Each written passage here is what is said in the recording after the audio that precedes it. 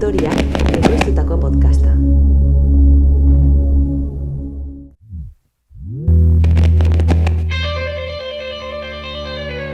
Marruma kulturala.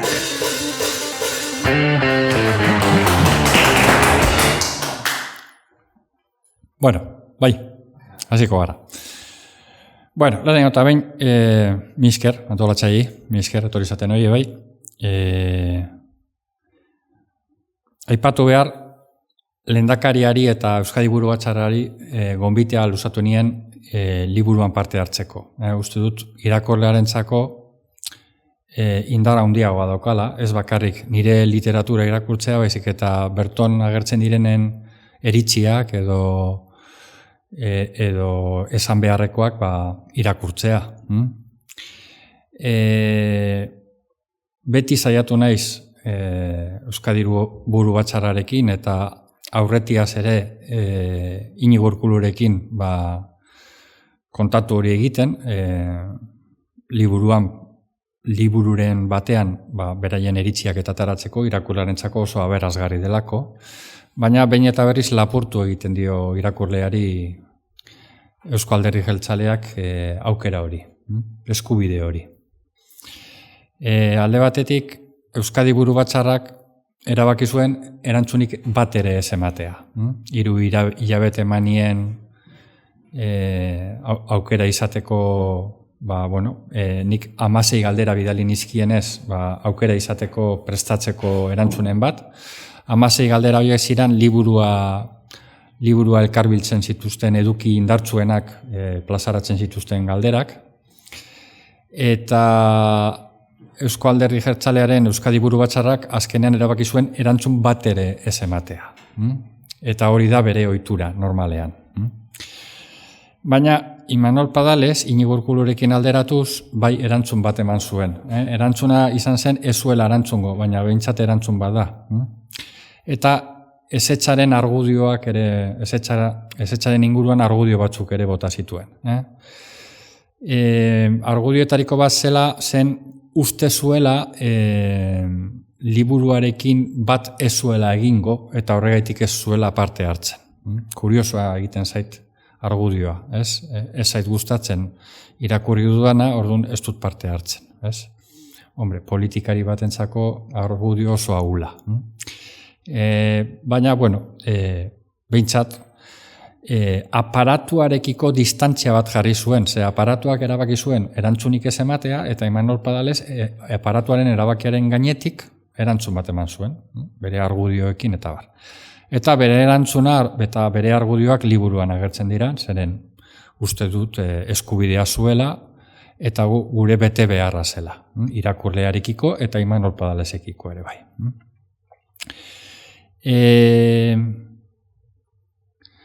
Pradalismoaren kontzeptua, ikusiko duzu gutxinaka zertaz doan, baina lehenengo aldera, kontzeptu horren inguruan zen, ia eredu aldaketa bat zekarren Imanol Padalesek, edo bakarrik lidergo aldaketa bat baino ezen. Instituzioetan lidergo aldaketa bat dauka, alderdiak eta besterik ez duzu suposatzen. Printzipioz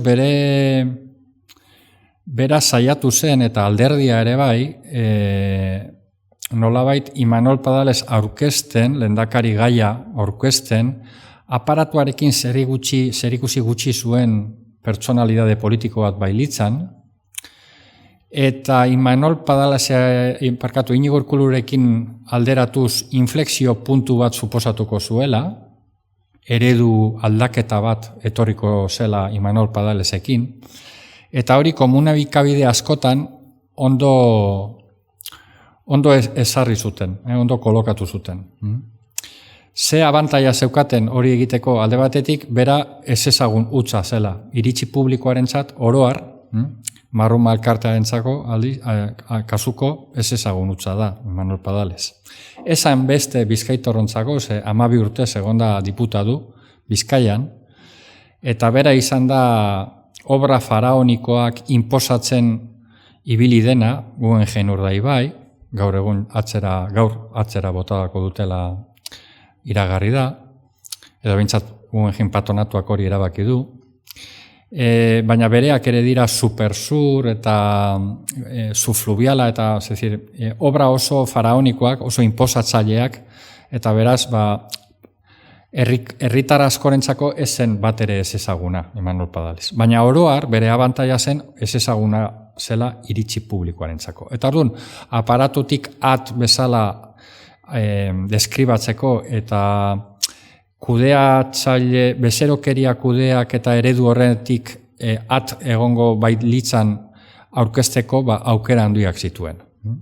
Gainera, noski, aukera bat eman behar zitzaion, ea hitzetatik ekintzetara pasatuko bazen, ea egia zen, diskurtso hori, onartuko zuela, Osakidetzan arazoak zeudela, entzuketa prozesu bat egingo zuela gizartearekiko, gizartearekin kogobernantza prozesu bat jarriko zuela martxan, hainbat pakto luzatuko zizkiola oposizio politikoari, agente sindikalei eta agente sozialei, eta, noski aukera bat merezi zuen, ea hori egingo ote zuen iragarpena baino bazen edo ekintzetara joko zuen lehendakariak. Eta guzti hori bere alde jokatzen zuen. Ez ezaguna izatea eta aukera eman beharra, kortesiazko aukera eman beharra, bere alde jokatzen zuen.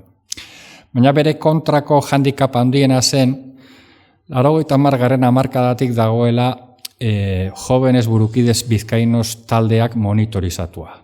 Jóvenes Burukides Bizkainos ziran 80. hamarkadan 1000 militante, kontzientzia taldea izan zuten, aparatuan indarra hartu zuten, lehengo egiren aparatuarekin egin ziren, gero EAJ-ko aparatua ere beraien esku gelditu zen, Arzaiuz kaleratu zuten alderditik, Ibarretxe ere baztertu zuten, lehendakari bezala, eta bere plan independentista ere baztertu zuten, eta azkenengo 12 urteotan bere lider instituzionala izan da Iñigo Urkullu, eta bere liderra aparatuan izan da Andoni Ortuzar. Eta 80. hamarkadatik Imanol Padales egonda beraien begiradapean eta hurrengo hamarkadaetan beraien aginduetara. Bai kudeatzaile bezala eta bai aparatuaren militante bezala.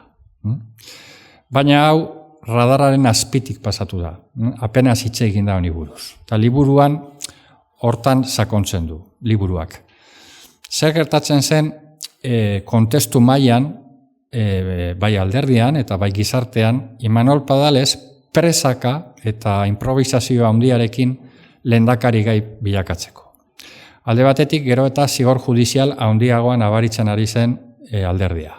Ez bakarrik alkateak eta zinegotziak zigortuak ari ziren izaten epaitegietan, afer handiak eta txikiak ere gero eta mediatikoagoak ziren, ez bakarrik Euskal Herri mailan, baizik eta estatu mailan ere bai, eta izeberaren punta, ustelkeriaren izeberaren puntaren azkenengo hitoa izan zen De Miguel auzia. Nun, aparatuaren ordezkari importanteak eta Euskal Gobernuko eta diputazioetako kargu publiko importanteak zigortuak izan ziren.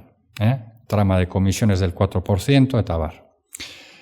Beraz, horrek min egiten zion erosionatzen zuen Oasis Baskoaren errelatoa. Jobubiek inposatutako errelatoa, Oasis Baskoak ez dauka zerikusirik Espainiako ustelkeriarekin. Hemen ez da ematen ustelkeriarik. Zigor judizialaren ondoren, hauteskundetan zigorra eman zen. Lehenengo, aipatu bezala, udal mailan izan zen, eta PNV ja ez zen lehen indarra udal mailan. Eta ez da gaur egun ere. Gerora, hiri handietan, kasuko Gasteizen edo Durangon, eta diputazioetan, kasuko Gipuzkoan eta Araban, sorpasoa ere eman zen, eta PSOE-ren laguntzarekin eta Partido Populararen laguntzarekin ere, sorpasorik esan eman Gasteizen, Durangon, Arabako diputazioan, Gipuzkoako diputazioan. Baina estatu mailako hauteskundetan ere sorpasoa eman zen, eta Europa mailako hauteskundetan ere sorpasoa eman zen. Beraz, alderdiaren Oasis Baskoaren errelatoa ere erosionatzen zen beste ikuspuntu batetik. Ja ez dira kudeatzaile beharrezkoak, bakarrak, badaude beste kudeatzaile batzuk, ondo egiten dutenak, ustelkeria kasuetan ez daudenak inplikatuak, eta ez bakarrik herri mailan, herri txiki mailan edo herri txikietan edo udal mailan, baizik eta estatu mailan ja ez da lehen ahotsa alderdia, eta Europa mailan ez da ere lehen ahotsa. Eta azkenengo parlamentutarako hauteskundeetan ere justo sorpasoa zen eman, bai?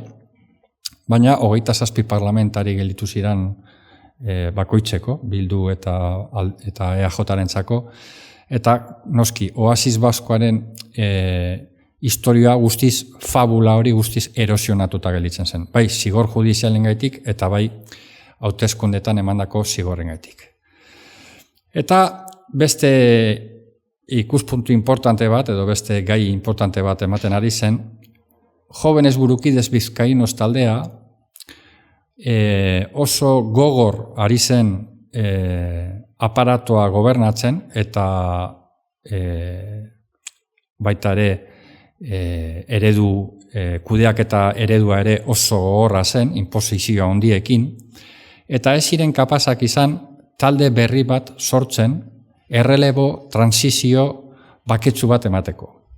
Ez egoen generazio berri bat prestatuta, ez egoen talde berri bat prestatuta, Jóvenes Burukides Bizkainosi erreleboa emateko paketsu. Eta horrek ere hainbat tentsio sortzen zituen aparatoan eta alderdi barruan, zeren, karo, urteak pasa, sorpasoa gero eta nabariagoa zen, eta azkenengo 12 urteetan lider instituzionalaren irudia eta alderdiko lideraren irudia, hau da, Iñigo Urkulu eta Andoni Ortuzarren irudia, Jóvenes Burukidesen Bizkainosen liderrak oso erosionatuak zeuden. Baina ez ziren kapazak erreleboa emateko. Imanol Pradalesek bazituen bere alde jokatzen zituzten indar batzuk, hautagai izateko. Naiz eta presaka izan, naiz eta improvisazioa handia zeman, eta inposizioa handiarekin, Andoni Ortuzarrek inposatutako hautagaia da, Imanol Pradalesek bere alde bazituen eduki batzuk. Alde batetik, Astileko ikastola pribatuan ikasitakoa da, eta han bere irakasle izandakoa Iñigo Urkulu. Osea, Iñigo Urkulu bazeukan Imanol Pradalesen berri gazte zela. Are gehiago, Astileko ikastolako bere lankide kutunenak berarekin bat egin dute eta bera hautagai bihurtu zenean, adibidez bere lankide, bere ikaskide kutunena, Iban Jimenez, Bilboko portuko zuzendari izendatu zuten. Eta hori oso arrunta izango da Imanol Pradalesen karrera. Bere lagun kutunenak berarekin eramango ditu goraka. Bai aparatuan eta bai kudeatzaile bezala. Berak goraka egiten duen bitartean, bere lagunkide minenak berarekin joango dira. Ez dira adituenak, ez dira militante onenak, ez dira ezagunenak, baizik eta bere lagun onenak. Hori da pradalismoaren puntu hori. Deustu ikastolara gero Deustu Unibertsitatean ikasketak ere egin zituen, irakasle ere bilakatu zen Deustuko Unibertsitatean, beraz enpresa pribatua zuen ezagutzen oraindik. Eta berton ere beste alderdiko ikuskatzaile importante bat zegoen, Xabier Barandiaran, kasu honetan Gipuzkoarra, eta hau nobedadea handia da, Gipuzkoar eta Bizkaiko aparatuen arteko harremana behin berriz lotzen duen liderra da, Imanol Pradales, zeren harreman oso kutuna eta oso sakona dauka bai Gipuzkoako aparatuarekin eta bai Bizkaiko aparatuarekin, da hori aspaldi ezen gertatzen alderdian. Eta Xabier Barandiaran ere bere alde egiten du, Imanol Pradalesen alde egiten du. Deustun dagoela, bere kurrikuluna loditzen du Imanol Pradales, zeren Deustulan izeneko txiringito bat sortzen dute, unibertsitateak, noski diputazioaren diru laguntza publikoekin kudeatzen dena, bezerokeria edo kolaborazio publiko-pribatu ereduan, eta Imanol Pradales bilakatzen dute Deustulaneko zuzendari. Eta hor, urte batzutan kurrikuluna loditzen du, beharrezkoa zuen kurrikuluna loditzea. eta nola enpresa pribatua ez duen ikutu, unibertsitateak ere eta diputazioaren laguntzarekin bultzatzen dute kurrikulumla loditzeko. Gero, Bizkaiko diputazioak txiringito bat sortzen du, Bizkaia sede izenekoa, berton ere zuzandari egiten dute Imanol Padales, berriz ere kurrikulumla loditzen du, Bizkaia sede da diputazioaren txiringitoa, baina Deustuko Unibertsitatearen laguntzarekin funtzionatzen du, eta baita ere elite ekonomikoaren laguntzarekin. Iberdrola, ITP, Sener eta bar.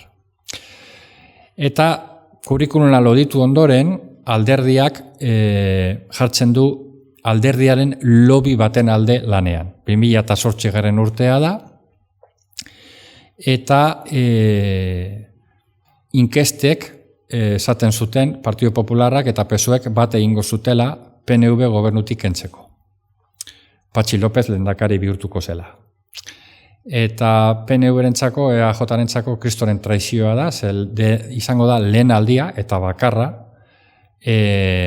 PSOE PNV gabe dagoela gobernuan, arinago egon zen, gero ere badago, eta gaur egun dago ere, baina momentu horretan erabaki zuen PSOEk PNV gabe gobernatu nahi zuela, eta Partido Popularraren laguntzarekin, ezker abertzalea ilegalizatuta dago, eta lortzen du Patxi López lehendakaritza, orduan lobby hori aktibatzen da, abiadura handiagoa hartzen du, eta lobbya dedikatzen da, lobbyaren helburua da PSOEren bezerokeria salatzea, zenbat enpresa dauden PSOEko karguei lotuta, eta zenbat diru laguntza eta kontratu publiko lortzen duten administraziotik, eta PSOEren entxufismoa salatzen ere bai. Hau da, zenbat PSOEko karguk entxufatu dituzten beren seme-alabak edo familiak administrazio publikoan. Hau da, EAJ-ren birtudeak PSOEren kasuan bizioa dira.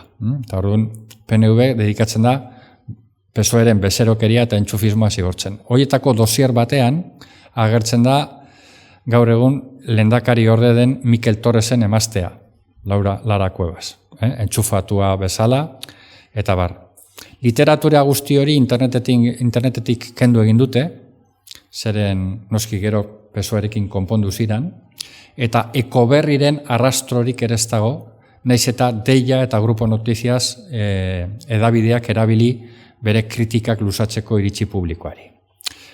Ekoberrin politika ekonomikoak zigortzen, Patxi Lópezen politika ekonomikoak zigortzen eta edo kritikak egiten, eta Jose Luis Rodríguez Zapateroren politika ekonomikoen kontra idazten du makina artikulo Imanol Padalesek. Beraz, kurrikulumla loditu egin du, eta aparatuan ere frogatua da, Ekoberriren lobbyan lan egindakoa, baina 36 urte ditu, eta Jobubiekin aldaratuz, Jóvenes Burukidez Bizkainos taldearekin aldaratuz, oso zaharkitua dago. Jobubiak apenas 16 urterekin militanteak ziren, bai egin eta PNV-en, bera orduan ez zen militantea 16 urterekin.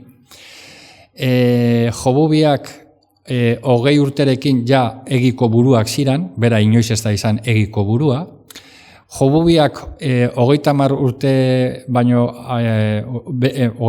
bete baino harinago ja alderdiko buruak ziren, burukideak ziren, bera oraindik ez da burukidea eta 36 urte ditu. Eta Jobubiak, kasuko Inigo Urkulu bera, ja kargu publikoak ziren 30 urte bete baino lehen. Inigo Urkuluren kasuan, diputazioan goi kargua zen 30 urte apenas zituela. Beraz, sentitzen da oso zaharkitua eta nolabait pentsatzen ari da utzi behar duela alderdia. Utzi behar duela alderdia, 36 urte ditu, oraindik enpresa pribatuan ez du lan egin eta zerbait egin behar du bere bizitzarekin. Aparatua konturatzen da, deprimitua dagoela, eta diputadu izendatzen dute.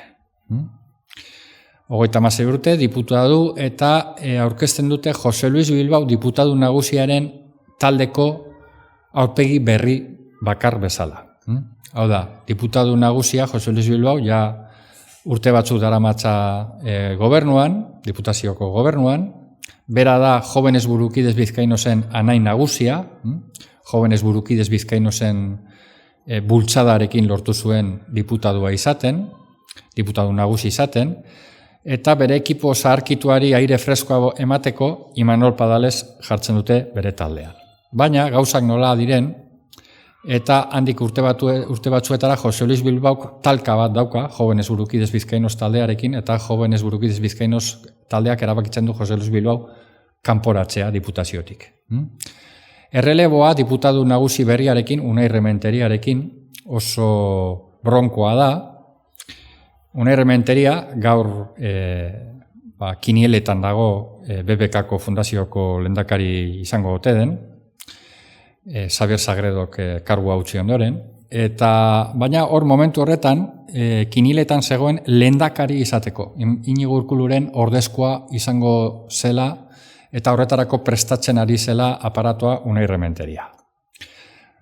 Imanol Padalesek momentu horretan traizionatu egiten du Jose Luis Bilbao, bere lehen aitabitxi politikoa, eta Unai Rementeriaren ekipora pasatzen da. Hau da, Jose Luis Bilbaoren ekipotik Unai Rementeriaren ekipora bakarrik diputadu bi pasatzen dute kriba. Bat da Hiru Arizaga, Ogasuneko diputadua, noski dirua ez da ikutzen, eta bigarrena da Imanol Padales. Imanol Padales ja bilakatzen da Unai Rementeriaren eskumako eskua eta diputadu mediatikoena Unai Rementeriaren agintaldian. Baina historia errepikatzen da eta Unai Rementeria Jobubiekin talka bat dauka eta Jobubiek Unai Rementeria kanporatu egiten dute diputaziotik. Sorpresa galanta da. Eta da Imanol Padalesek eman egiten du bere bigarren traizioa. Unai Rementeria bera izanez bere eskumako eskua eta diputadu mediatikoena bere taldean, ez du berarekin bat egiten, ez du Jobubien kontra egiten, baizik eta Jobubien aginduetara jarraitzen du, eta Elisabete Etxanobe diputadu nagusi berriaren taldera pasatzen da.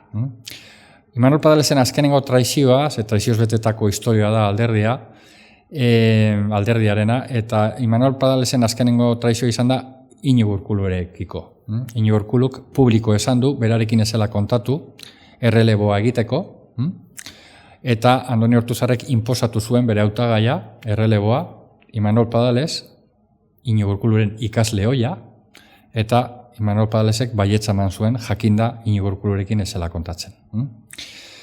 Imanol Padales 12 urtez izan da diputadua, diru laguntzen diputadua izan da, promozion ekonomika, hor bezerokerian trebatu da, PNV-ko enpresariei diru laguntzak banatzen, eta izan da obren diputadua, eta hor ere trebatu da bezerokerian, mako proiektuen kontratu milionarioak PNV-ko enpresarioi esleitzen. Beraz, bezerokerian oso trebatutako tipoa da. Are gehiago, 12 urte horietan bilakatu zen Sazireko akzionista. Saziren akzioak erosi zituen, ez zuen publiko egin, zer irratiak filtratu zuen iritsi publikora, eta publikoa egin zenean, berak ez zuen barkamenik eskatu, ez da ere zuen pentsatu arazo bat izango litzatekela edo akats bat izan zela, baina nola publiko egin zen, akzioak saldu egin zituen. Sazir momentu horretan kartel bateko, eraikuntzako kartel bateko kidea zen, 5 eraikuntza taldek kompetentziaren aurka kontratu publiko milionarioak elkar banatzen zituzten, bat zen akziona, gaur egun ezagunagoa dena, eta diputazioarekin lan egiten zuen karteleko enpresa bakarra, 5 eraikuntza enpresetako bakarra zen Sazir bera. Eta gainera Imanol Padalesek sinatutako kontratuekin. Guzti hau ere bere biografian eta bibliografian ez da aipatu, apenas, zeren horrelako datuak ez ziren atseginak bere biografia ofizialetarako. Eta azkenengo argazki bezala, diputadu 12 urtez izan da, azkenengo argazki bezala, berak ere bultzatu zuen Guggenheim Urdaibai, berak erreserba agindu zuen diputazioak 20 milioi erreserbatu behar zituela proiektua bultzatzeko, berak agindu zuen, naiz eta Inigo Urkuluk zalantzak izan, gaur Inigo Urkuluk berriz gogoratu erazi egin dio alderdiari, berak proiektuarekin zalantzak zituela, eta Imanol Padalesek ez zeukan zalantzarik, aurrera egiteko asmoa zeukan, 20 milioeko erreserba. Lehen aipatu bezala, Supersur 900 milioe, Subfluvial 800 milioe, berak izan zen proiektu horien buru, eta baita ere izan zen Guggenheim del Emprendimientoko burua. Guggenheim del Emprendimiento zer da? Bilbainada klasiko bat, Gipuzkoarrek sufritzen dituzuen bilbainadak bezala, eta bilbainada hori zen fabula bat, eta fabula asko bezala bere torrea zeukan, bere dorrea, kasunetan Bizkaia dorrea, eta Bizkaia dorrea lehen BBVako egoitza izan zena, banketxearen egoitza izan zena, bilakatu behar zuten, Pradales buru zela, munduko enprendimientu zentroa. Dorre hori edo zentro hori gestionatzeko kontratu bat esleitzen da, eta Imanol Padalesen teknikari eta aholkulari batzuk sinestun daude, bilbainada sinesgarri egiteko behintzat, saiatzen dira, eta Israelera eta Estatu Batuetara bidaiatu zuten, eta han enprendimenduan lidergoa zuten enpresekin elkarrizketak izan zuten. Hau da, Tel Aviven edo Nueva Yorken edo Londresen dauden zentro mundialak, enprendimientoko zentro mundialak, kudeatzen dituzten enpresa liderrekin harremanetan jarri ziren. Eta konbentzitu zituzten eskaintza bat egiteko kontratuari. Are gehiago, konbentzimendua handia zen nun Israeldarrak eta Estatu Batuetarrak UTE bat sortu zuten, Unión Temporal de Empresas, eta eskaintza bat egin zuten kontraturako. Baina azken orduan, PricewaterhouseCooperrek bere eskaintza egin zuen, eta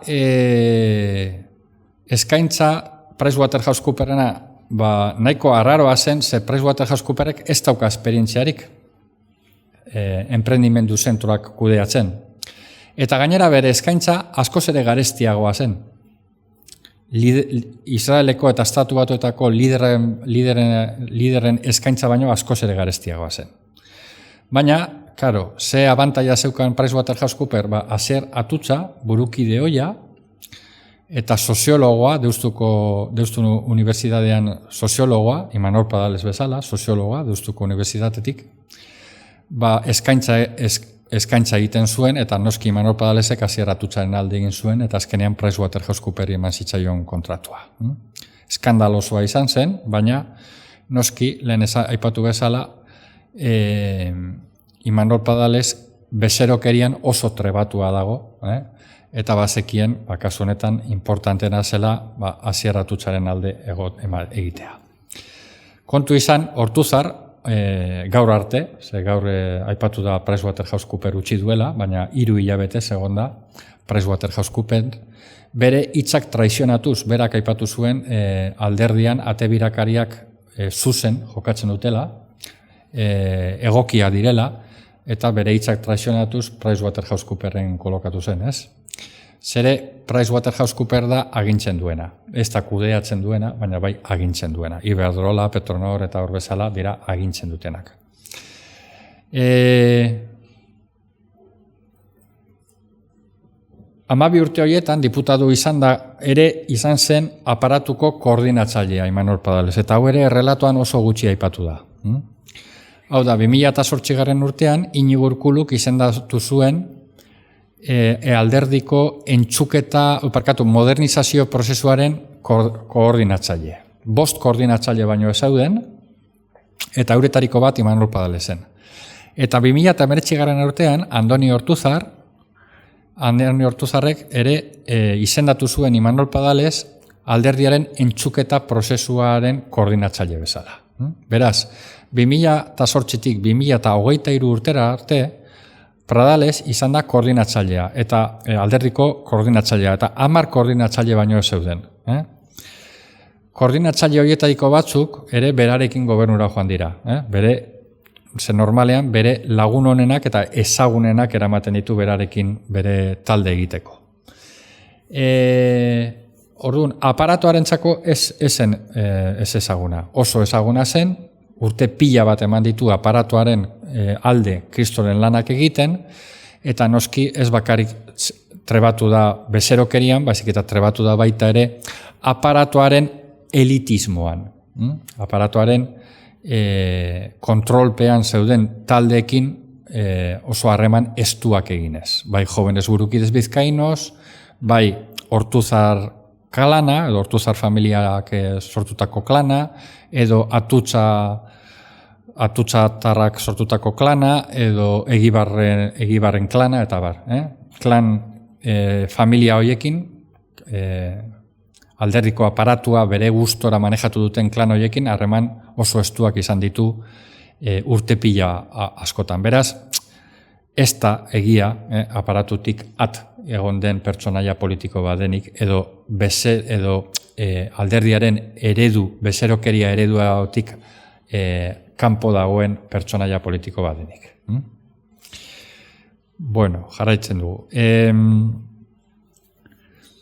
Bera izendatu zutenean hautagai, eta inposatu zuenean Andoni Ortuzarrek kontu zen, Andoni Ortuzar bere klana da Ezkerraldea, Enkarterri mehatzaldeko zonaldea kontrolatzen duen klana da. Da alderdiaren santuarioa gaur egun, hor sorpasorik ez da eman, eta botu densidade oso handia dago, hor botu asko ematen dira. Eta Andoni Ortuzarrek inposatu zuenean, berak baldintza bat jarri zuen, eta izan zen, ados, baina nik nire taldea sortuko dut. Eta nire kriterioarekin sortuko dut taldea. Eta aparatuak ez du hori erabakiko, nik erabakiko dut.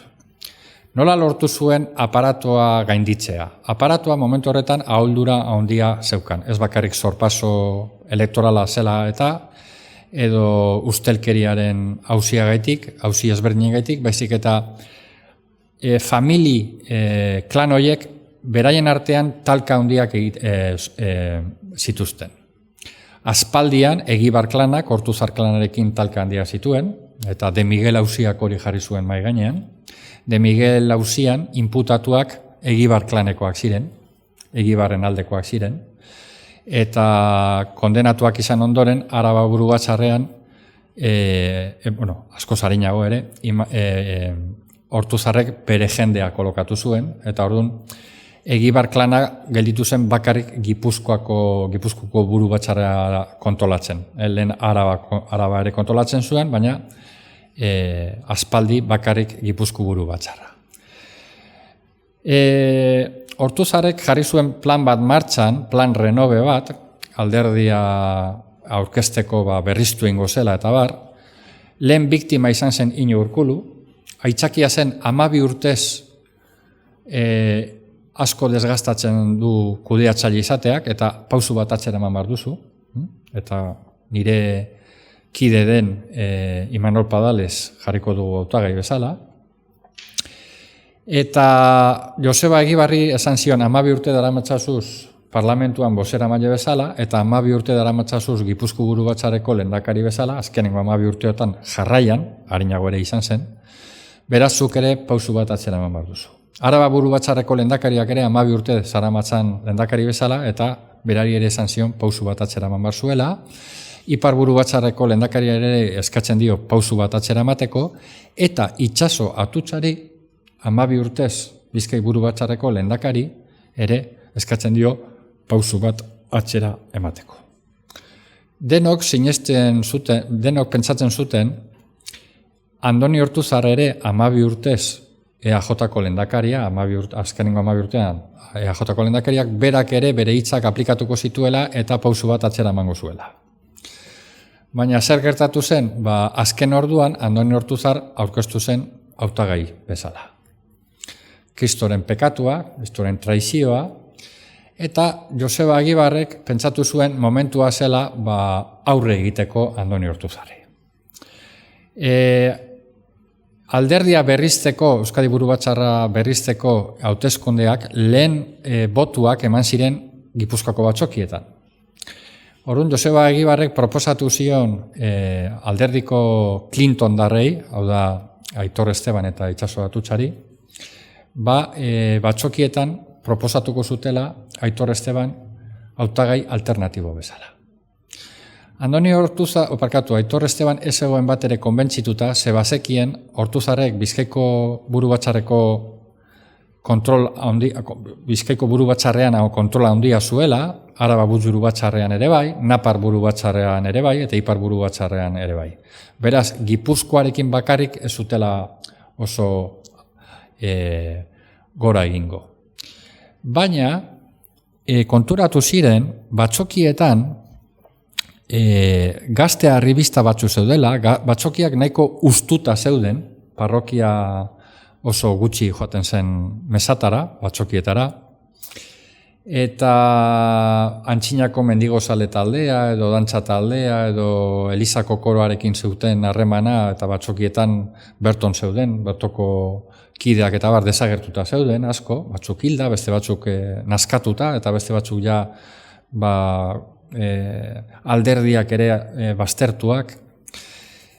Baina bazeuden gazte arribista batzuk, batxokietara joaten zirela beti botua ematen. Eta gazte horien botua indarra handia izango zuen hauteskundeetan.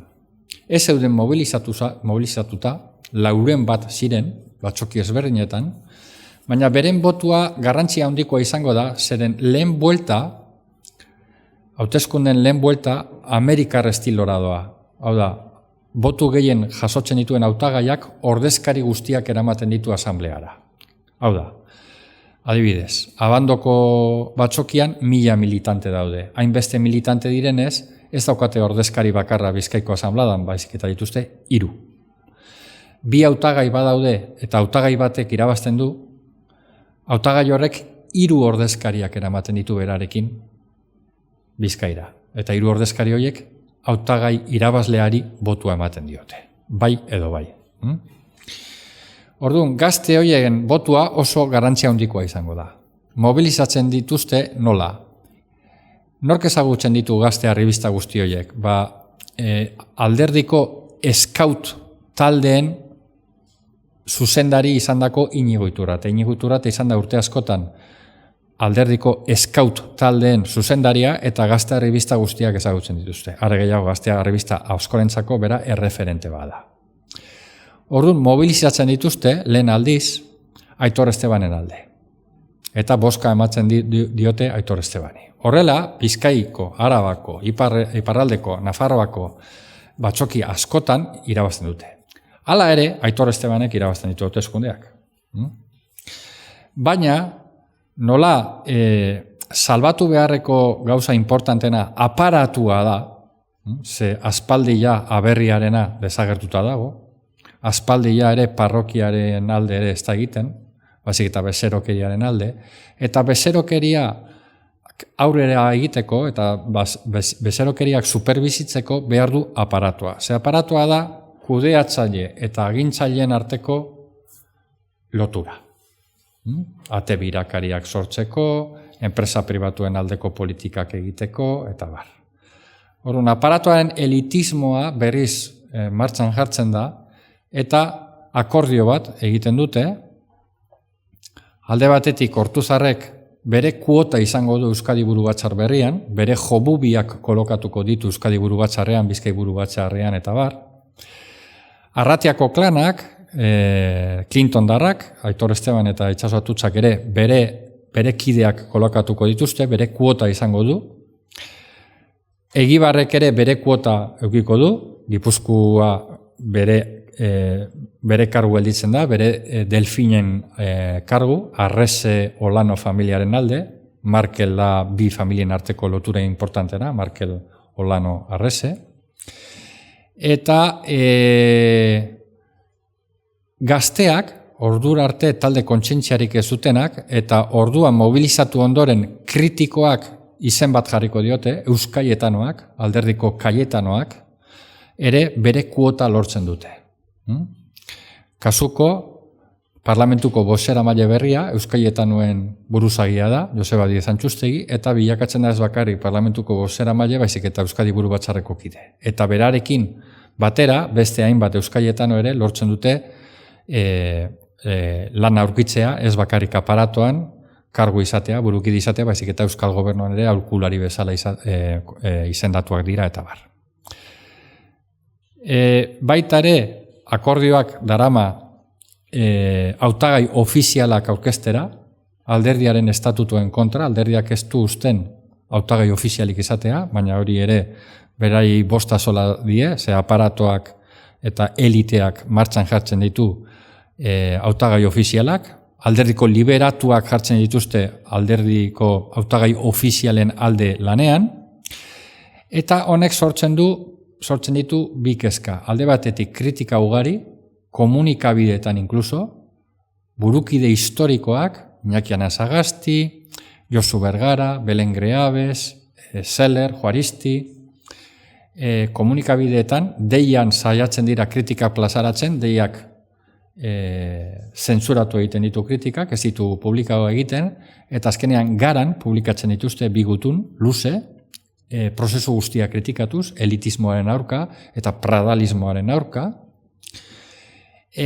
baina sare sozialetan ere, batzoki ezberdinetako lehendakariak eta Euskal Gobernuko ordezkari hoiak eta bar, ere kritika plazaratzen diote prozesuari. Eta gero, beste alde batetik gertatzen da, 15% baino ez du bozka egiten hauteskundeetan. Euskadi Burubatzarra berrizteko edo Bizkai Burubatzarra berrizteko eta bar, 15% baino ez dute parte hartzen segatik. Parrokia ere ikusten du dena eginda dagoela, dena adostuta dagoela eta beraien parte hartzeaz ez duela merezi. Dago frustrazioa edo etxipena handia, parrokiaren aldetik. Bitartean, eta bukatzen ari naiz, bitartean, Pradalesek lortu du bere taldea sortzea, Astileku ikastolako bere lankide, bere ikaskide kutunenak, Deustuko Unibertsitateko bere ikaskide kutunenak, kasuko Mikel Jauregi, industria kontseilaria, bere Deustuko ikaskide minena zen, baitere diputazioan berarekin ustelkerian trebatutako karguak, baita ere bere zonalde, influentzia zonaldean sortutako kargu publikoak, Enkarterri, Ezkerraldea eta Mehatzaldeko karguak, eta Iñigo Urkuluri abizua ematen dio bere taldetik bi baino ez dutela kriba pasatuko. Bere taldean bi kide baino ez dira gongo. Bat Bingen Zupiria, eta pasatzen dio Ertzaintzaren patata beroa, eta bestean Erea Melgoza eta pasatzen dio, ematen dio politika sozialen patata beroa. Ziurazki bere lagun onenen, bere gobernuko lagun onenen artean inork ezuelako nahi Ertzaintza eta politika sozialak. Eta ziurazki Bingen Zupiria bera ere ez zutelako nahi ez deian, ez enpresa pribatuan. Inork zuen atsegin eta azkenean behar zuen patata bero hori hartu. Eta deskonfinantza horrek, eta edadismo punto badago baita ere hor, ez ditu zaharrak nahi, Pradalesek, estampida bat sortzen du. Adibidez, Josu Erkoreka, 12 urtez Iñigo Urkuluren aurpegi politikoa, Iñigo Urkuluren gobernuaren aurpegi politikoak, badaki, ez duela errepikatuko, eta errekolokatzen da diputazioan aholkulari bezala. Arantxa Tapiak badaki ez duela errepikatuko, eta KPMG konsultoran errekolokatzen da. Gotxone Zagarduik badaki ez duela errepikatuko, eta klinika pribatu baten, osasun sailburua, klinika pribatu baten zuzendari bilakatzen da. Errekolokazio oso desleialak, Imanol Pradalesekiko, baina Sabinetxeak behar du errekolokatu, sobre staff handia dauka, eta behar dituk errekolokatu pertsonalidade politiko guzti horiek. Baitare, desleialtasuna daude Euskadi Burubatzarrean, Koldo Mediabilak badaki ez duela errepikatuko, ez dela Euskadi Burubatzar berrian parte izango, eta errekolokatzen da diputazioan aholkulari bezala, eta kasuistika luzea da. Andoni Ortuzarrek berak PricewaterhouseCooperren, bere alaba kolokatzen du Iberdrola, Joseba Aurrekoetxea, alderdiko bigarrena, Imanol Pradalesen aitabitxi politikoa bere zonaldean, bere auzokidea gainera, bere alaba errekolokatzen du portuan, Araba Burubatzarreko kide batek errekolokatzen du bere alaba kontu auzitegieko aholkulari bezala, desleialtasun handiak daude. Sabin Etxeak bere errekolokazio makinaria esprimatu behar du, eta Imanol Padalesek ikusita desleialtasunak zer egiten du? Bueno, bere gobernua bilakatzen du, agentzia de kolokazion propio bezala. Alde batetik da Euskal Gobernu pisutsuena, eta ez diot aspergarriena izatearen, ere bada, baina baizik eta 15 kontseilari ditu, inoiz ez ditu hainbeste kontseilari izan Euskal Gobernuak, kontseilari bakoitzaren azpian kristoren organigrama dago, karo, bere lagun min asko kolokatu behar ditu, ez ditu Euskal Gobernuak inoiz eduki hainbeste aholkulari, 400 ditu, eta datorren urteak gora ingo du, aholkularitza zenbakiak, eta noski bere jendea kolokatu behar du, Euskal Gobernuak bere kolokazio agentzia bilakatzen du, gora egiten du ere bai kapitalismo de konsultoria kapitalismo konsultoriak, hau da, externalizatzen du Pradalesen gobernuak, aurreko gobernuak baino gehiago PricewaterhouseCoopers, KPMG eta barri zerbitzu publikoak. Inoiz baino gehiago zautzen ari den gobernua publizitate instituzionalan, ze karo komunikabideak bere menpe behar ditu izan, eta zein modu onena eta publizitate instituzionalarekin dopatzea komunikabide horiek. Eta alderantziz, berak promesa egin zuen Osakidetzaren alde egingo zuela eta bar, eta portzentaia mailan gutxien jaso duen kontseilaritza izan da Osasuna. Beraz, azkenean ere, hainbeste pakto eta bar, pakto de la salud, erizainen sindikatuak ez du sinatu, medikuen sindikatuak ez du sinatu, sindikatu konbentzionalek ez dute sinatu, alderdi politikoak ere ez dute sinatu, gobernuan daudena baino ez. Hainbat paktu ere porrote egin dute, eta azkenean ere zer gertatu da, hitzetatik ekintzetara tarte oso handi bat egon dela, eta komunikabide askoren editorialetan ere nabaritu da. Kortesiazko aukera horretik pasatu dira ja kritikak luzatzera. Ez bakarrik Euskal Herri mailan, baizik eta Estatu mailan, La Vanguardia, Ara eta bar, ja konturatu dira modeloa errepikatzen dela, inkluso dela kopia txar bat, aurreko modeloaren kopia txar bat. Beraz, azkenean zer dako agota honekin bukatzen dut. Pradalismoa, ez da teknokraten gobernu bat, da bere lagun minen gobernu bat, ez da adituak diren, adituenetatik hartutako jendea, ez da kudeatzaile onenetatik hartutako jendea, baizik eta bere lagun onenak, sesgo hori dauka, gehienak gizonezkoak, paridadean ere atzera egin du, Euskadi burubatzarrari eta Bizkai burubatzarrari eta hori gertatu zaie ere, paridadean atzera egin dute. Dauka soziologo talde bat aholkulari bezala, bera soziologoa da, Xabier Barandiaran, bere aitabitxia Deustuko Unibertsitatean bere soziologoa da, berarekin dauden Gipuzkoako burukide batzuk eta Bizkaiko burukide batzuk ere soziologoa dira, eta beraien aholkutara dago, beraien erreferentzia da PNV-ren santuarioa, EJ-ren santuarioa, Ezkerraldea, Enkarterri mehatzaldea, eta ustez parrokia berreskuratuko dute, ja ez kontatuz militante mendigozale taldekoak, dantza taldekoak eta bar, ez inmigranten semeak. Hori da beraien imaginarioa. Horregaitik lehendakaria da Burgalesen semea, eta PNV-ko alderdiko lehendakaria da Sorianoen semea. Mezu hori nahi dute bidali. Ikusiko gero, errealidadeak zer nolako zaplastekoa ematen dien, ikusita zenbat zaplasteko eman dien errealidadeak azkenengo urteotan. Entzuketa prozesuak ere ikusi da, ez dutela ezer entzun, antza.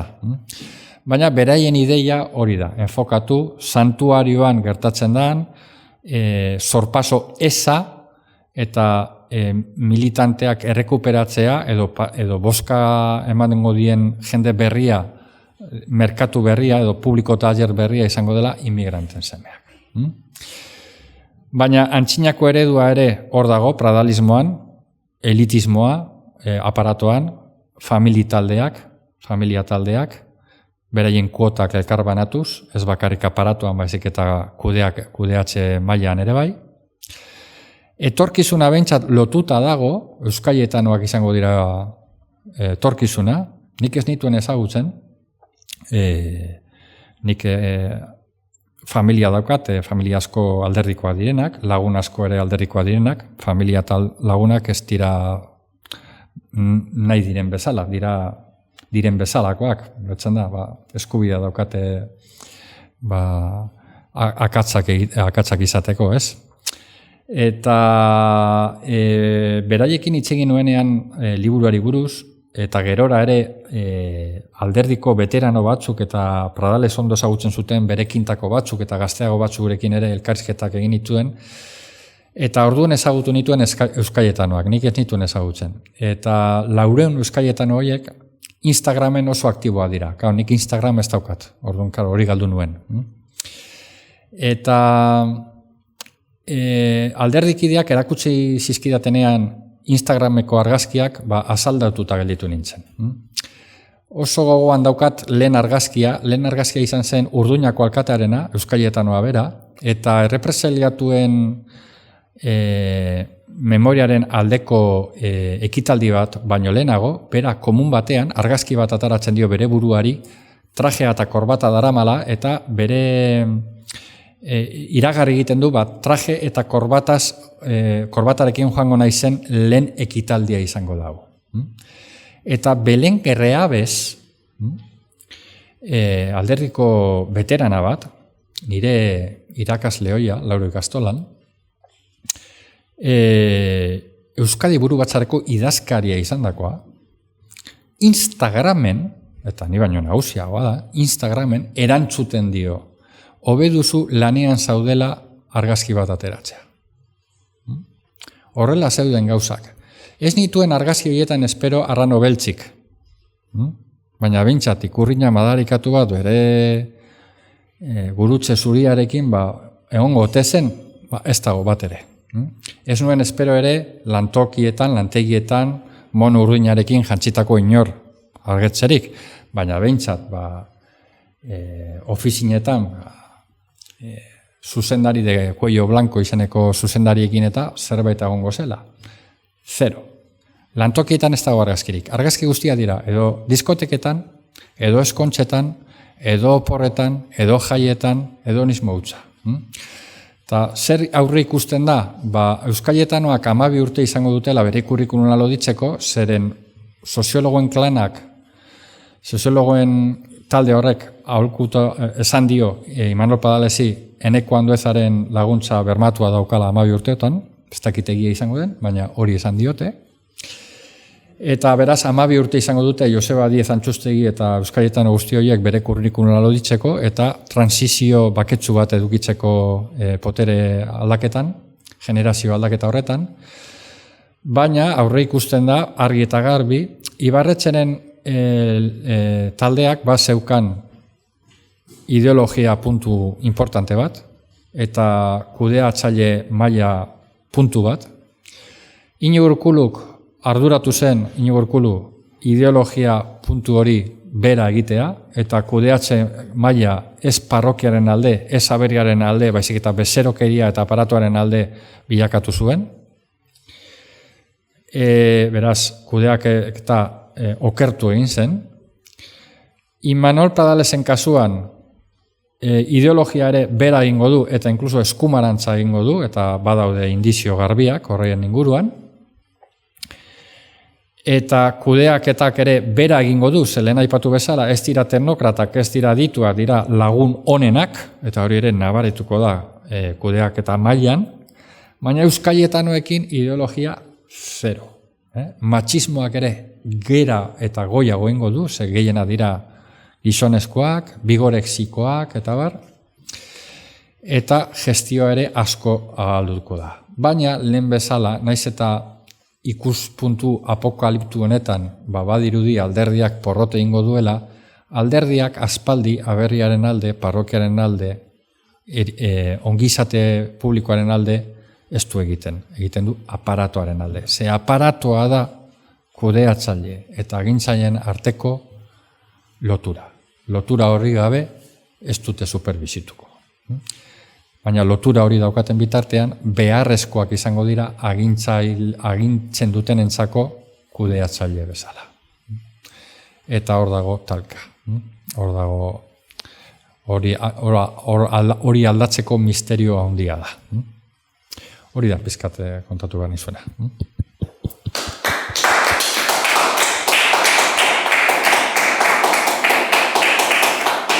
Ni liburua ez dut irakurri eta bai komentario bat egin behar nula, eskerrak eman zure kontatzeko erari, zeren erdiaroko jauntxoen Juego de Tronos bat bezala kontatu duzu. Bueno, eukiko dula antzekotasunik, baina oso interesgarri egin zait eta zorionak gutxienez ematen.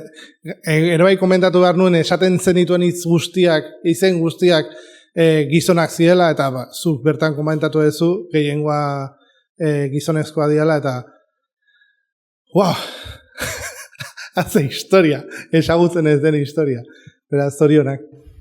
Bai, emakume batzuk badaude ere bai, gobernuan indar pisua handia daukatenak, berarekin trebatutakoa diputazioan, gaur egun lehendakari ordea da,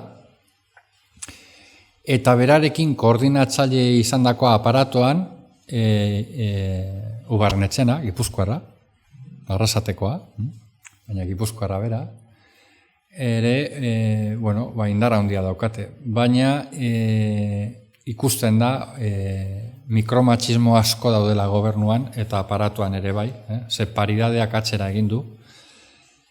Imanol Padalesi galdetu zionetenean, ze erreferente dituzu alderdian, dena gizonezkoen izenak eman zituen, eta bere ama zinegotzi izandakoa da, eta gainera zinegotzi nahiko errespetatua, ze oso kaletarra zen, eta jendearekin hitz egiteko erreparorik ez zeukan. Baina ez zuena bere ama aipatu, hori kuriosoa da.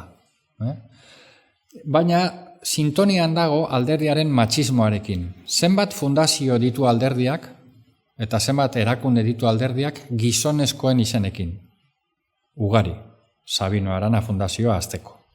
O Lehendakari Agirre fundazioa jarraitzeko. Usturre, abar eta bar.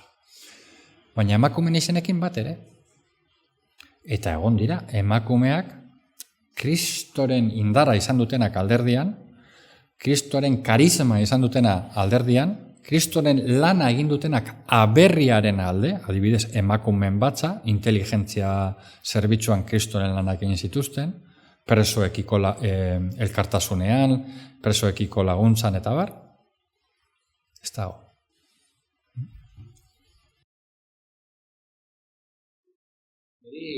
Iruditzen zaia bai plasmatzeko liburu batean eta gero esplikatzeko ze kanbotikan ikusten PNV barrua ikusteko eta idazteko eta informazio jasotzeko oso zaila iruditzen zait dela. Ez dakit nola ez periodismo investigazione esaten dena, horrelako zerbait, nola kudeatu duzu horrelako informazioa gestionatzeko eta lortzeko. Bai, ez da erreza. Alde batetik, zeren oroar jendeak ez du nahi irakurri. Nahi du ikusi. Oroar, eta ez da gauza berria. Verlo para creerlo. Honen jendeak ez du nahi irakurri, nahi du ikusi. Gero, oroar ere jendeak nahi ditu froga argiak. Gertatzen ari denaren froga argiak. Hau da, bidegi autopista egiten ari gara, eta ez dakiz milio eman zaizkio konstruktora bati autopista egiteko, eta ni nahi dut ikusi autopistarik ez dela egin. Eta orduan sinestuko dut hor zerbait egon dela, afer bat egon dela. Baina, karo, autopista eginda badago, eta asko ikertu behar da ikusteko autopistan zenba gauza egin gabe dauden, edo gaizki eginda dauden, hori ez da niretzako oso erakargarria. Lortzen zait, zer esaten ari naiz. Baina, iritzi publikoak bere kriterio kapazidade handia dauka. Adibidez, futbol taldeko alineazioak buruz edukitzeko, jakitzeko. Baina, kosta egiten zaio, udaletxean dauden zinegotzien izena bizenak erretenitzea. Eta bere bizitzan, influentzia handiago izango dute, berton udaletxean hartzen diren erabakiak, futbol zelaian gertatzen dena baino. Hala ere, kapazidade hori badago, ikusi behar da, arreta puntua non jartzen dugun. Eta gero, nire obsesio propioak, esan da, nire obsesio propiotariko bat da, frogatu. Orduan, frogatzeko, iman behar ditut, datu asko. Baina jendeak sinestu egiten zaitu. Sinesgarri bilakatu naiz, eta orduan, niri ez eman daturik, kontatu jazu historia entretenegarri bat. Karo, baina nik igual historia entretenegarri bat idatzi dezaket, baina Kristoren kereia jauzi alzait. Ez? Bale, irabaziko dut kereia zer eramango ditut datuak epaitegira, baina karo, zure bizitza judizializatzea eta esfortzu guzti horiek retaguardian egin beharretako esfortzu guzti horiek ere ordaintzen dira. Ez bakarrik ekonomikoki, baizik eta emozionalki. Ez? Orduan, ekilibrio bat bilatzkatzea iritzi publikoaren egoskortasunearekin oso zaila da. Eta badakit hau, oso polemikoa dela esatea, baina iritzi publikoa oso egoskorra da. Zeren ni ikerkuntza lanean hasi nintzenean, 1984 urtean, jendeak Kristoren soldatak zituzten, etxe bizitzak ordaintzeko beste, eta ustelkeria inkestetan zen iritzi publikoaren 20 edo 30 arazoa. Ate birakariak ez ziren existitzen ere ez. Baina, zaila da arreta puntu hori lortzea beharrezkoa diren gauzetan arreta jartzea. Eta gero dago, beste baina bukatzearen beste hainbat talka, ez? Militantzia eta profesionalidadeen arteko talka, ez? Esan nahi da, orain gutxi egon naiz gazte mugimendu batek antolatutako aurkezpen batean, eta exigitzen zidaten, exigitu gainera, objektibo bat behar nuela izan. Ez? Osa, fiskalizatu zidaten ia militantea nintzen. Baina prekaridade laboralari buruz, edo zure semea kondenatzen duzula pobreziara, edo zerrenda beltz baten egotean eta hori buruz ez da fiskalizatzen. Ez kuriosoa da, ez? Zaila da. Baina, nik saiatzen naiz, liburu honetan esan behar da, asko errebajatu duela nire exigentzia listoia. Eta saiatu naizela errelato bat egiten. Datu asko eman beharrean. Osa, plegatu naiz iritzi publikoaren interesen alde. Baina bestalde ere egia da niretzako erosoa izan dela, zeren alderditik kritika ugari etorri dira, ez bakarri nirekin izandako elkarrizketetan, baizik eta publikoak egin dira.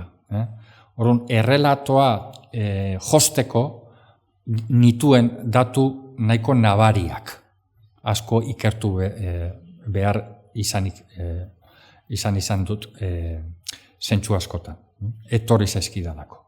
Eta gero, joan naiz, bizkate, biografia hori egiten Pradalesi buruz, ikaskide horiak lokalizatu, beraiekin elkarrizketak eduki, irakaskele horiekin oiak lokalizatu, beraiekin elkarrizketak egin eta bar. Baina egia da, hor gatazka badago, eta ez dena nahi aurregin, inkluso argitaletxearekin. Argitaletxeak nahi du, dena erraz, dena eta gero zuk aurkezpenak egitea, joatea plazaz plaza, kilometrok egitea, eta bar, ez? Kurselako eguraldia dago, eta nik orain bueltatu ganaiz etxera, ez? En fin. Ostar, eskerrik asko. nahi duenak, podcast hau ikusten duenak, baki, El Pradalismo liburua, txalapartak argitaratua, eta eskerrik asko, eta laizter arte. Oso ondo, bizka zauei.